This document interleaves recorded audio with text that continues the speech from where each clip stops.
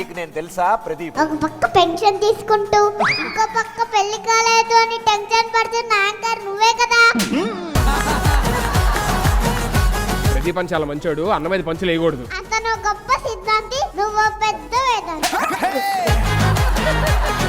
అందరిని ఎంటర్టైన్ చేద్దామని వచ్చాను కాబట్టి గొడవలు వద్దు. ఒరేయ్ అజంగు, లగెత్తరా. నన్ను కూడా టిచ్చేయి, లేకపోతే హీరోయిన్చేయి.